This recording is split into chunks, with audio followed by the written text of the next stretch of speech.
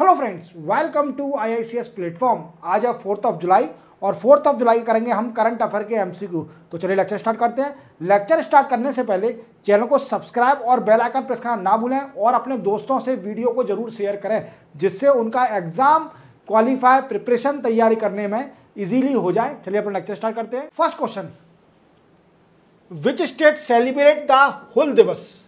हुल दिवस कब किस स्टेट सेलिब्रेट करती है? अब वो करती है दोस्तों झारखंड स्टेट। अब ये हुल दिवस है क्या?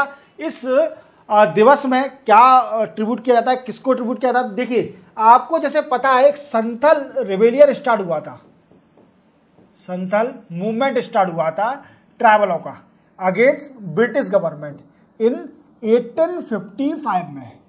अब इसके जो लीड कर रहे थे वो कौन थे? Lead by Sindhu Kanhu Chand and Bhairav. These are 4 leader that lead the Santhal rebellion against British government.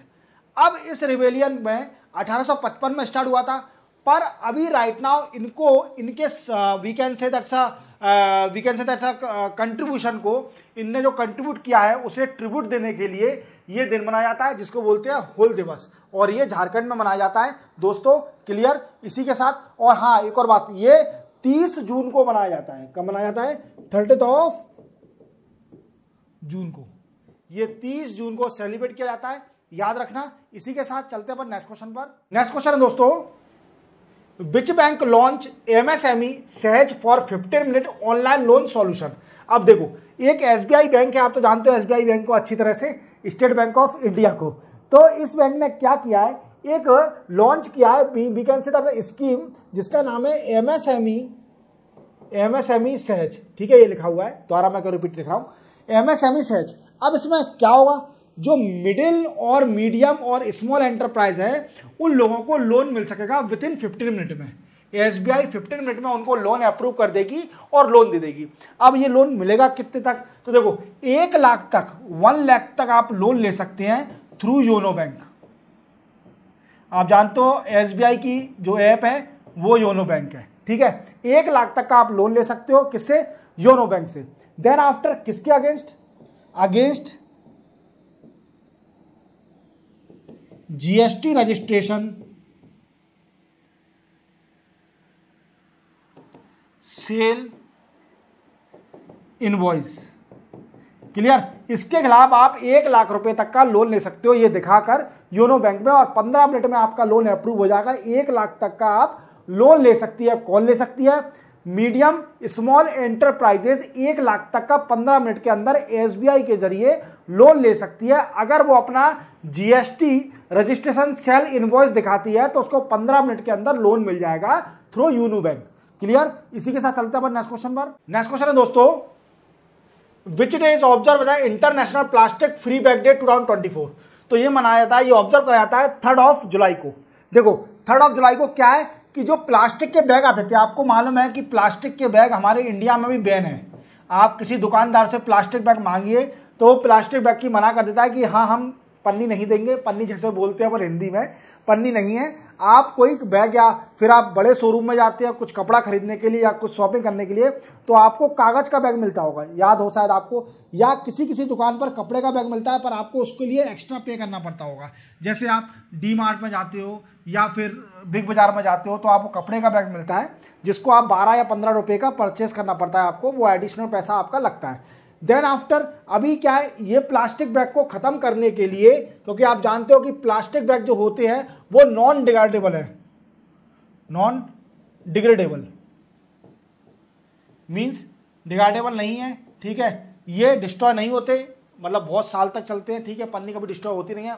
और आपको पता है कि गाय आजकल पन्नियां खा जाती हैं तो उनको बड़ा इफेक्ट होता है, बॉडी के अंदर मर भी जाती है कुछ गायें, इसको जो कैटल है वो खा जाते हैं पन्नियां।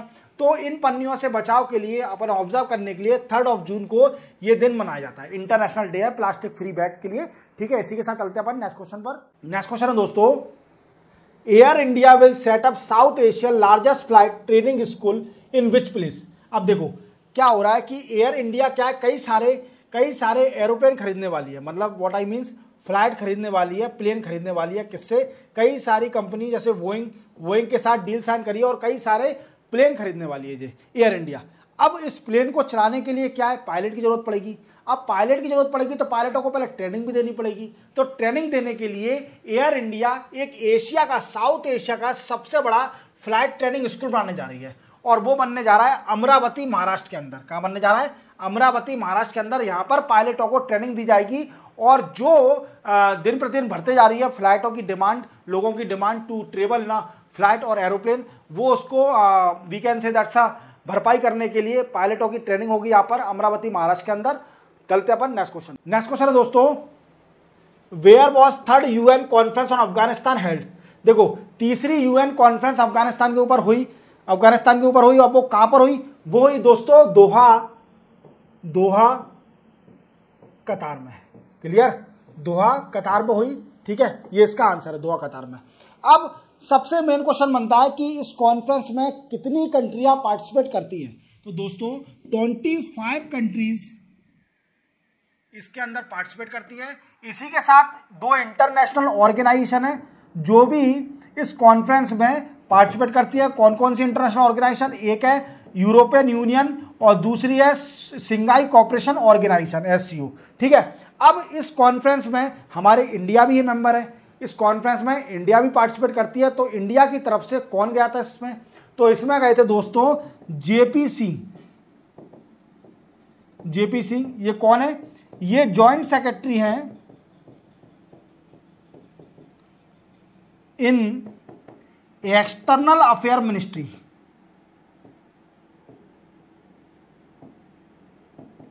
एक्सटर्नल अफेयर मिनिस्ट्री में ये जॉइंट सेक्रेटरी हैं। इन्हें पार्टिसिपेट किया था किसमें?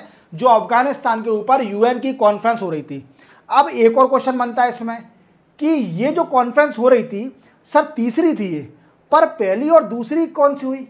तो पहली दूसरी भी दोस्तों दोहा कतार में हुई थी। अब सर ये बताइए कि चलो ठीक है, आपने बताया, अब ये अफगानिस्तान तालिबान के ऊपर हो रही है, क्या तालिबान इसमें पार्टिसिपेट करती है? देखो दोस्तों, पहली और दूसरी जो कॉन्फ्रेंस हुई थी दोहा कतार में, उसमें तो तालिबान ने पार्टिसिपेट नहीं किया था, पर जो इस बार की जो थर्ड कॉन्फ्रेंस हुई है, इसमें तालिबान के लोग बाग आए थे और इसमें पार्टिसिपेट किया था। और इसका मेन मोटिव यही है कि अफगानिस्तान में पीस लाना, बिल्कुल सब लोग अपने अच्छी तरह रहें, जितने भी अफगानिस्तान के सिटीजन हैं वो शांति से रहें। तो चलते हैं अपन नेक्स्ट क्वेश्चन पर। नेक्स्ट क्वेश्चन है दोस्तों, recently where was 116 people died due to stampede in Bhole Baba satsang in India? देखो, आपको मालूम है कि कल परसों क्या हुआ कि एक सत्संग हो रहा था हाथरस यूपी में। कहां पर हो रहा था दोस्तों? हाथरस यूपी में एक सत्संग हो रहा था, जो कि ये भोले बाबा, ये प्रीचर है, ये सत्संग करते हैं, इन्हीं का सत्संग हो रहा था। और यहाँ पर कैपेसिटी थी लोगों की, 80,000 लोगों की कैपेसिटी थी उस जगह पर। बट अनफॉर्चुनेटली 80,000 से कैपेसिटी ज़्यादा निकल गई, ज़्यादा लोग आ गए। अब क्या हुआ, सत्संग जब कंप्लीट हो गया, तो सत्संग कंप्लीट होने के बाद इन बाबा के पैर छीने के लिए या फिर इनके जो पैरों की सॉइल थी वो कलेक्ट करने के लिए लोग बागों में हड़कंप मच गया और उससे 116 लोगों की मृत्यु हो गई, जो कि हाथरस उत्तर प्रदेश में है। ठीक है, इसी के साथ यूपी सरकार ने भी एक्शन में आ गई। यूपी सरकार ने क्या किया? यूपी सरकार ने एक टीम बनाई और टीम बना के बोला कि आप 24 घंटे के अंदर रिपोर्ट दीजिए कौन इसका रिस्पॉन्सिबल है। दूसरी बात बोली गई इसके अंदर कि जो लोग मरे हैं उनको 2 लाख रुपए का कंपनसेशन मिलेगा उनकी फैमिली को, और जो इंजर्ड हुए हैं उसको 50,000 रुपए का कंपनसेशन दिया जाएगा। और फिर वहाँ के जो नए चीफ सेक्रेटरी बने हैं मनोज सिंह, उनसे पूछा गया कि सर आप बताइए कि जो बाबा जो हैं इनके ऊपर FIR होगी? तो उन्होंने बोला मीडिया पर्सन से, हाँ डेफिनेटली इनके ऊपर FIR होगी। अब देखते हैं FIR होती है।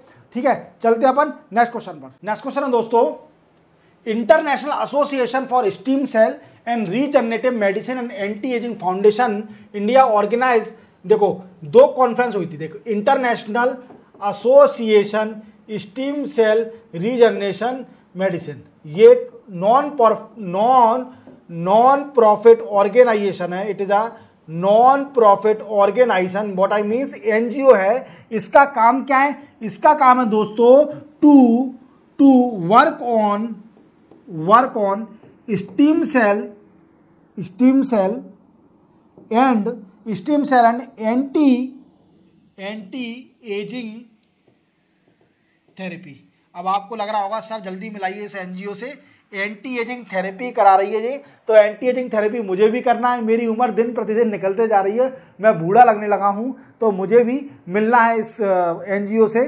तो मिलाएंगे, आपको जल्दी मिलाएंगे। तो इन्हें क्या किया है, इनके साथ और एंटी एजिंग फाउंडेशन इंडिया की, इन दोनों ने मिलके एक 9th एनुअल वर्ल्ड कांग्रेस को कंडक्ट किया है। किस जगह पर, तो दोस्तों वो हुई है न्यू दिल्ली के अंदर, दिल्ली के अंदर हुई है कॉन्फ्रेंस। और इसका मेन मोटिव था दोस्तों कि डिस्कस करना ऑन मेडिसिन ऑन एजिंग, अगर एंटी एजिंग थेरेपी के बारे में डिस्कस करना, स्टीम सेल के बारे में डिस्कस करना।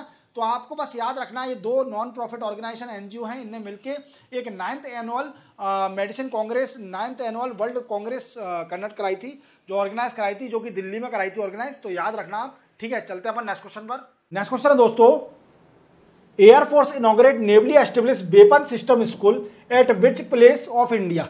देखो इंडिया में एक नया वेपन सिस्टम स्कूल बनने वाला है, वेपन सिस्टम स्कूल। अब ये कहाँ बनने वाला है, तो ये बनेगा दोस्तों एयरफोर्स स्टेशन हैदराबाद में। कहाँ बनने जा रहा है, एयरफोर्स स्टेशन हैदराबाद में बन गया है, और इसका इनॉग्रेशन कर दिया है एयरफोर्स के आर्मी ने, ठीक है। जो भी एयरफोर्स के ऑफिसर है उन्होंने इसका इनॉग्रेशन किया है। तो याद रखना आप। चलते हैं अपन नेक्स्ट क्वेश्चन पर। नेक्स्ट और वेरी इंटरेस्टिंग क्वेश्चन कि how much rupee was announce by BCI by world cup winner Indian team, Indian cricket team. तो देखो 125 करोड़ देने वाली है बीसीआई, इनको अनाउंस कर दिया है इंडियन क्रिकेट टीम ने, जो कि वर्ल्ड कप जीत के लाई है।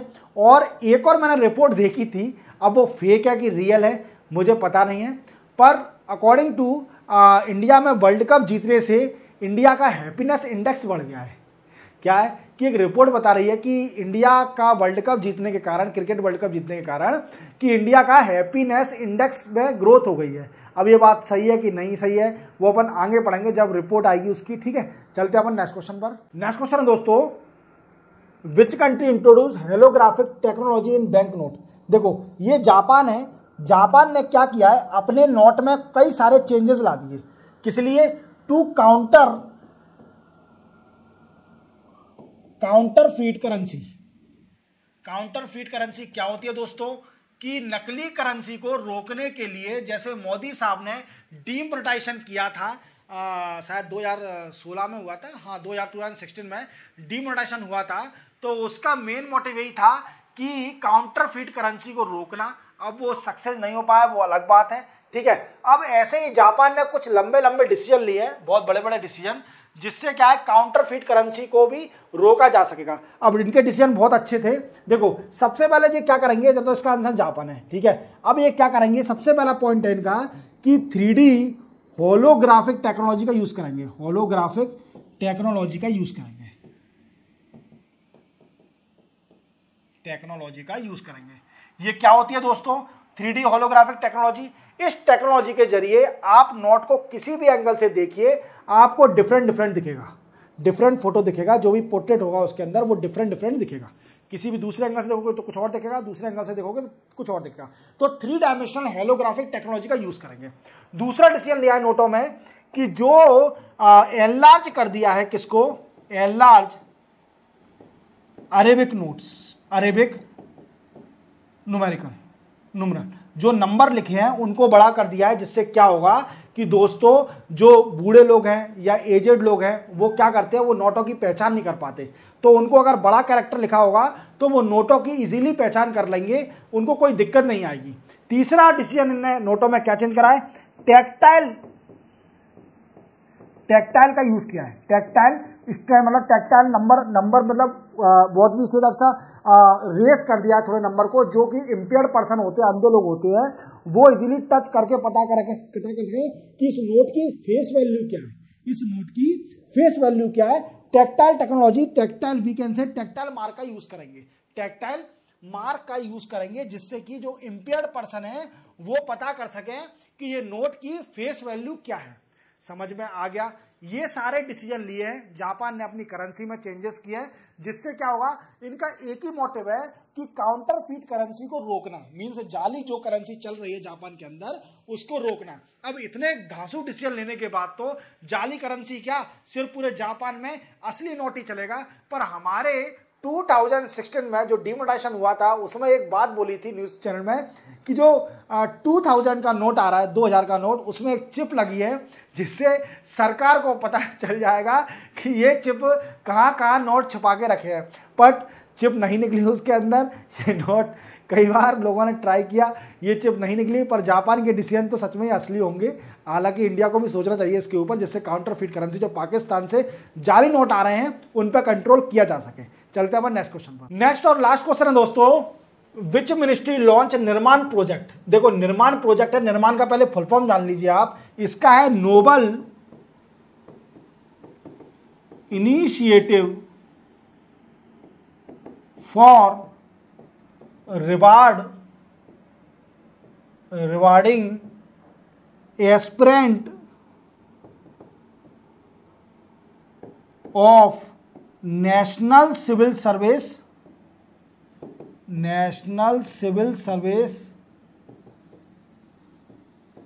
Examination. National civil service of examination, ये फुल फॉर्म है।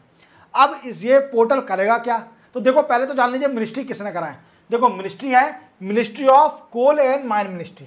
क्या है? Coal and mine ministry. अब इस पोर्टल का यूज क्या है, देखो जो भी एस्पिरेंट यूपीएससी का प्रीलिम्स निकाल देता है तो उसको सरकार 1 लाख रुपए देगी। सरकार क्या देगी? 1 लाख रुपए उसका आदमी, उस पर्सन को, इस एस्पिरेंट को सरकार 1 लाख रुपए देगी for the preparation of mains examination.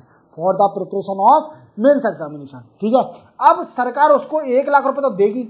अब इसके साथ क्या होगा कि उसमें कंडीशन क्या है, तो देखो जो भी बच्चा होगा जिसको 1 लाख रुपए सरकार देगी, जो प्रीलिम्स निकाल सकेगा, उसमें कुछ कंडीशन है कि उसके फैमिली की आय, उसके फैमिली की इनकम 8 लाख से कम होना चाहिए एनुअली। दूसरी बात, वो SC ST मतलब शेड्यूल कास्ट, शेड्यूल ट्राइब या सिंगल मदर या फिर थर्ड जेंडर के फैमिली से बिलोंग करना चाहिए उसको, तो उसको 1 लाख रुपए मिलेगा अगर वो यूपीएससी का प्रीलिम्स निकाल देता है। तो इसी के साथ 4 जुलाई के करंट अफेयर के एमसीक्यू कंप्लीट होते हैं। चैनल को सब्सक्राइब और बेल आइकन प्रेस करना ना भूलें, और चैनल को जो वीडियो है इसको शेयर जरूर करें अपने दोस्तों से जो कि गवर्नमेंट एग्जाम की तैयारी कर रहे हैं। मिलते हैं हम कल 5 जुलाई को, तब तक के लिए जय हिंद।